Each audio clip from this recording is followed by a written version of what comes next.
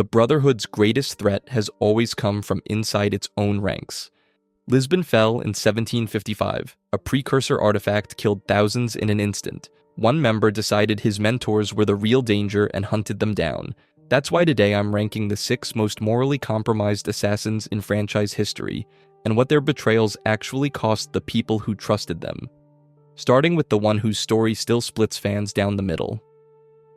Shay Cormac. Shay Cormac is the employee who reads the leaked safety report, quits on the spot, and takes a job with the competition specifically to dismantle his old company floor by floor.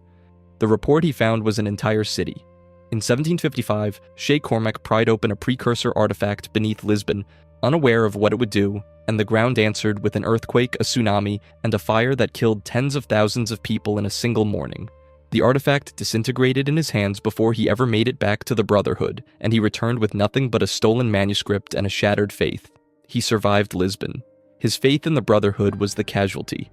Achilles Davenport, the mentor who sent him on the mission, takes a bullet from Haytham Kenway's pistol, an HR complaint he never gets to file, and spends the rest of his life crippled and exiled from the Brotherhood because of that shot. Liam O'Brien, the closest thing Shay had to a brother in the Order, dies in a fall from a cliff during their final confrontation 5 years later. Adewale, the freed slave turned assassin who carried his own franchise entry before this one, gets hunted down and killed by the same man the Brotherhood once vouched for. Much of his killing runs on skills the Brotherhood personally installed in him: the free running, the reading of crowds, the hidden blade released at exactly the wrong second for whoever is wearing it. The 7 Years' War gives him cover to do this across an entire continent for years, colony to colony, mentor to mentor. By the time the war ends, he is a key Templar operative hunting down the same order that raised him. His epilogue, set 16 years later, hands the story straight into Paris, and the Templar leadership Arnaud Dorian eventually has to burn to the ground. Some players read Lisbon as the trauma that radicalized a decent man into something monstrous. Others read the body count and decide radicalization is just a generous word for a man who picked the winning side early and stayed loyal to it forever. Tens of thousands of dead civilians and a body count of former friends both belong to the same person, which is exactly why the fan base stays deeply split on what to call him, and why he anchors so much discussion of the Brotherhood's worst traitor. His receipts are unusually well documented. Shay's betrayal is documented down to the names of the people who died for it, which is why anyone can argue about him. Go back far enough in the Brotherhood's history, and the record thins to a few fragments, and a man can be filed under monster on the strength of a reputation nobody alive can check. Aquilus. Aquilus might be the most evil assassin in the entire franchise, and there's a real chance nobody could prove it in a court that required actual evidence. His file is thin enough to read in the time it takes to boil an egg, and half of what's in it is unconfirmed lore text nobody at the studio ever dramatized. He's a Roman-era assassin, tangled up in the ESU conflict, the ancient precursor war that for years lived largely in side menus and codex pages, before recent titles brought it to the foreground. Every other name on tonight's list got a script, a performance, a controller in someone's hands. Aquilus got a paragraph. Everything you know about him arrives secondhand, filtered through hidden history documents written by people who weren't there either. Compare that to Shay Cormac, who earned his spot on this list, one dead mentor at a time, tracked, hunted, and fully voiced doing it. Aquilus earns his reputation by leaving blank space where a story should be, and online speculation rarely fills a blank space with a charitable guess. That's the entire case against him. Sparse codex fragments, a handful of database entries, and a fan community that has spent years arguing over what the gaps mean. Some of those fans have gone further and argued he doesn't belong on a list like this at all, since knowing a name from a lore wiki isn't the same as watching a man break. They're not wrong. Great, is this guy even real to the list of things the fandom still argues about, even though the encyclopedia officially canonized him as a character years ago? Ranking Aquilus for cruelty is a bit like reviewing a restaurant from the smell in the parking lot. Nothing in canon actually shows Aquilus crossing a line the way the franchise usually earns a spot on this list. Here's the honest leap. His story sits in hidden history material because he was built for franchise reference content rather than a mainline game, and that gap is where his dark reputation actually lives, passed between fans reading the same handful of fragments rather than watching a documented descent. Follow that pattern, and the reputation reads less like proof and more like the fandom filling silence with its worst guess, the same silence that keeps the Brotherhood's ugliest chapters sitting in footnotes instead of cutscenes. Most of the names that get this treatment earn it because someone paid for it, a mentor who trained the wrong recruit, a friend who trusted the wrong teacher. Aquilus costs nobody anything on screen. He just sits in the archive, getting scarier the less anyone actually knows, which is its own kind of warning about an order that survives on secrecy long before it ever has to test anyone's loyalty. Reputation working that hard on almost no evidence looks like an accident of missing paperwork here. Somewhere else, a man built his entire rule on doing that on purpose, running an empire from a fortress by making sure his story arrived at your door minutes before his knife did. Rashid ad-Din Sinan. Rashid ad-Din Sinan ran a body count small enough to embarrass a modern serial killer, and the political order of the Levant still rearranged itself around him. For roughly 30 years, he held a mountain fortress in Syria and rarely had to lift a blade himself to get what he wanted. The fear did the killing before the knife ever left the sheath. Rulers and commanders who never met the man adjusted their plans around the chance that he might send someone through their front door at night. The last name on this list got convicted by reputation without meaning to. Sinan built that same reputation as a weapon, on purpose, and ran it like a government program for 3 decades. Crusader chroniclers knew him as the Old Man of the Mountain, a translation of the Arabic Sheikh al-Jabal, a title that reflects the fear his order inspired across the Crusader states. He commanded the Fedayeen, a corps trained to kill and die on command, and positioned that corps as a standing threat hanging over the major courts of the region. Conrad of Montferrat, the king of Jerusalem, was returning from a meal in Tyre in 1192 and never made it home, and the killing gets traced straight back to Sinan's men. Saladin marched an army toward the fortress at Masyaf, and marched it home again after a private meeting nobody fully recorded. Saladin had already survived 2 prior attempts on his own life before agreeing to that meeting, which is likely why he chose negotiation over a prolonged siege. Marco Polo later described a hidden garden, reportedly with better landscaping than Damascus, used to convince young recruits they had already glimpsed paradise, a story historians treat as embellishment added generations after Sinan died. Even the embellishment reveals what people already believed about him before anyone thought to add a garden. Sinan's method turned murder into a governing tool, a lever of state pulled from behind fortress walls.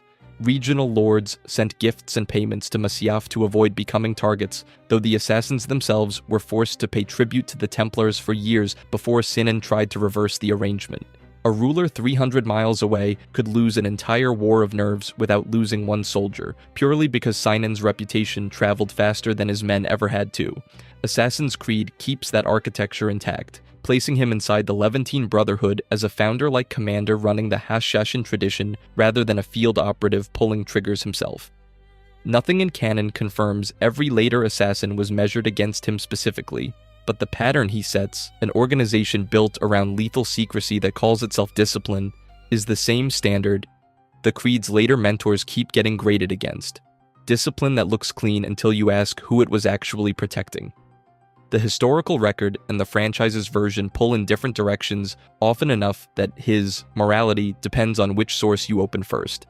Read the Crusader Chronicles, and he is a terrorist running a mountain kingdom on dread. Read the franchise lore, and he is closer to an ideological ancestor. A man whose worst weapon was patience. Fear as policy still needs distance, a fortress, a hierarchy, somebody far away giving orders. The most dangerous version of this gets close instead, arriving as a patient teacher who is genuinely good at the job while running a plan measured in centuries. Basim ibn Ishaq. Basim ibn Ishaq spent years teaching Eivor how to read a room, how to move through a crowd unseen, how to kill clean, and his lessons landed, and it plays like he actually meant it. That's what makes him different from the others on this list.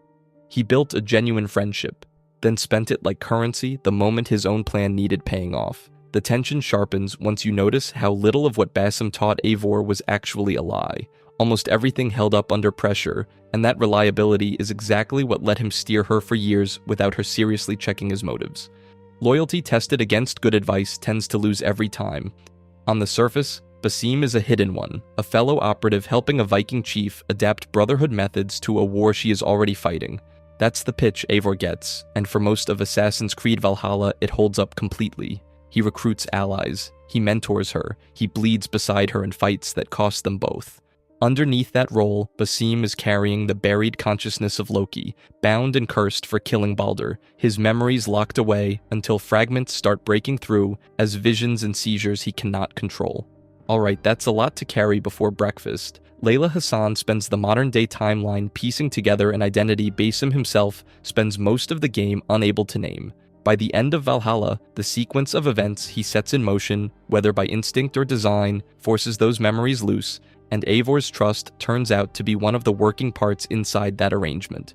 A decade earlier in Baghdad, Assassin's Creed Mirage shows the man before any of it, a street thief turned hidden one. Upward mobility, historically rare, under a mentor named Roshan, already sharp enough to survive a brotherhood built entirely on secrets. That version of him navigates caliphate politics and brotherhood rivalries years before Eivor ever hears his name, which means the mentor she trusted had already spent years navigating a double life of his own. That timing reads as engineered once you line it up end to end. The friendliest man Eivor ever recruited was also the one running the longest con inside her own brotherhood, and neither fact canceled the other. Whether by buried instinct or ancient design, what drives him predates the friendship, and that order turns many of their warmest moments into scheduled leverage. She gave him 6 years of trust and got the full truth only after it stopped being useful to her. Fans are divided on whether that makes Basim a victim of memory trauma he never asked to carry, or a man who understood exactly what he was doing at every step and did it anyway. Watch how precisely many of the reveals in Valhalla line up with something Basim personally set in motion, and the second reading is the one that survives contact with the evidence. Sinan ran his fear from a distance, a title and a policy few had to face up close. Basim closes that distance to nothing at all. He sits beside you, trains you, bleeds with you, and the plan runs on schedule regardless, which means the Brotherhood's oldest safeguard, the bond between a mentor and a student, is also its softest target. The Creed's methods can be learned by anyone patient enough to watch. Somewhere a man copied the precision, the infiltration, and the ruthlessness, then aimed all of it at building the exact order the Brotherhood was founded to break: Charles Lee. Charles Lee killed his way through colonial cities using the exact same playbook as the men sent to stop him, and he did it as a total outsider to the Brotherhood he was copying. He infiltrated networks, he worked in tight coordination with his fellow Templars. He struck the target and vanished before the body even cooled. That behavior pattern is supposed to belong to the Brotherhood, guarded, trained, passed down through an oath. Lee just borrowed it, sharpened it on his own time, and pointed it the other direction. That's the whole trick, and it works exactly as well as it should. Fans argue about whether he even belongs on a list like this, and that argument deserves to happen out loud instead of getting settled with a shrug. Lee rises from Haytham Kenway's second-in-command to Grand Master of the Colonial Templar Rite after Haytham's death. The Codex never calls him an assassin. Follow the functional pattern anyway, and the label stops mattering. Stealth kills, disguised approach, target isolation, clean exit, every box checked except the oath. That's the whole debate condensed into one line, and it earns a place in this video regardless of which side wins it. The surface version treats him as a standard war villain, a British officer chasing land and influence during the Revolution. That story survives about one mission before the cracks show. Lee frames Connor for the attempted murder of George Washington, turning half of Boston into a manhunt for a crime that never happened. He is present near Connor's home village when it burns, and Connor initially blames him for it, though the game later reveals Washington gave the order. Connor's mother dies in that fire before he's old enough to ask why. Many of the names on Connor's hit list trace back to the Templar machinery Lee helped set in motion. Picture the actual conversation.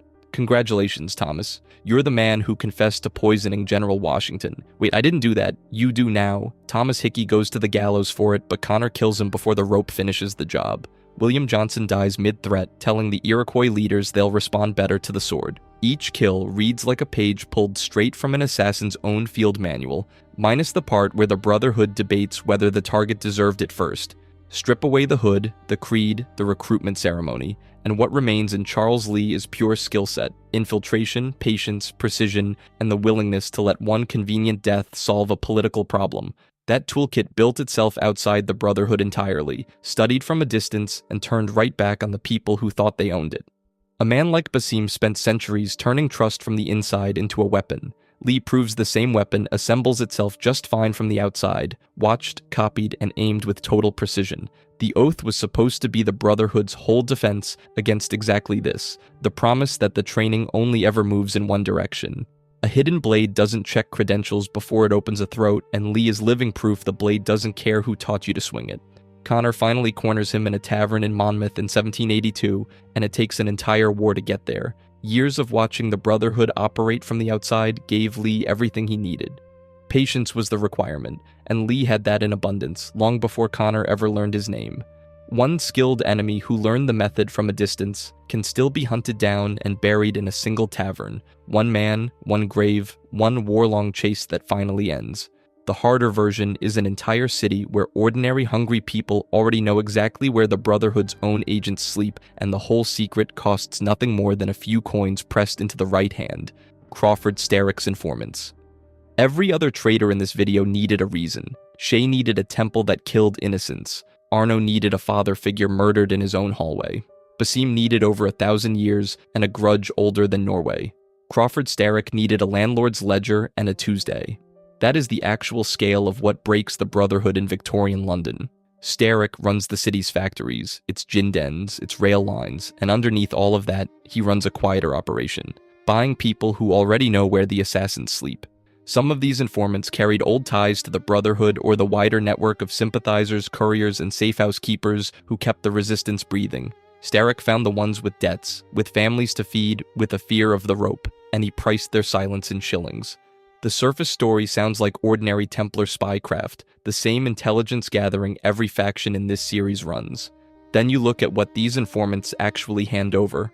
Addresses, travel routes through Whitechapel and Lambeth, names, faces, the timing of a meeting, the location of a weapons cache behind a false wall. A safe house that took years to establish gets emptied in a night because one person who used to carry messages for the resistance now carries them to Starrick's office instead. That is the detail that should terrify anyone who has watched this whole list unfold. The Brotherhood's entire security model runs on the assumption that the people inside its network will stay inside it. Charles Lee proved the training travels wherever the trainee decides to point it. Starrick's informants prove something worse. The network itself becomes the weapon, turned around and aimed at its own membership, using the exact intimacy that used to protect it. A courier who once carried warnings between safe houses becomes the reason the safe house gets raided at dawn. That is the pattern that makes this network worse than any single traitor once you compare it to everyone else on this list. Starrick's network corrupts the structure itself, converting the tool the Brotherhood needs to survive, human trust, into the exact mechanism used to hunt it down. A Brotherhood without informants can still recruit, still train, still plan around empty buildings and burner names. A Brotherhood whose own former couriers are feeding Starrick coordinates is walking into rooms it already lost. This entry tends to fly under the radar, probably because there is no single face to put on a poster. Shay gets a name, a coat, a tragic arc across one full game. Starrick's informants get a line in a mission briefing and a body slumped in an alley after they've served their purpose. The evidence for any single one of them is thin. A name here, a fate there, nothing close to the volume of lore attached to Shay or Arno. But the function is documented across the whole game, and in discussions of Syndicate's Templar machinery, this network deserves to be seen as one of Starrick's ugliest tools, precisely because it is cheap, deniable, and endlessly replaceable. Compare that to the reception Shay gets across one full game of backstory, and the gap in attention has nothing to do with the gap in damage. Think about what that means against everyone else on this list. Shay's mentors opened a door for a killer and paid with their lives. Eivor opened her home and her trust to a friend running a plan centuries in the making. Every one of those wounds required years of intimacy, betrayal that had to be built slowly and paid for in blood or in decades. Starrick skipped all of that and went straight for the cheaper method. He found people already drowning and sold them a rope with a price tag stapled to it. That is the answer the whole video has been circling. The Creed can train reflexes, sharpen judgment, hand a recruit a hidden blade and a set of tenets to point it in the right direction. It cannot manufacture loyalty that survives an empty stomach. Crawford Starrick beat the Brotherhood by purchasing its address book, one desperate person at a time, for the price of a few weeks' rent. Every mentor, every assassin, every safe house in London was only ever as secure as the poorest person who knew where it was. If you enjoyed this video and want to see more, click the video on the screen now.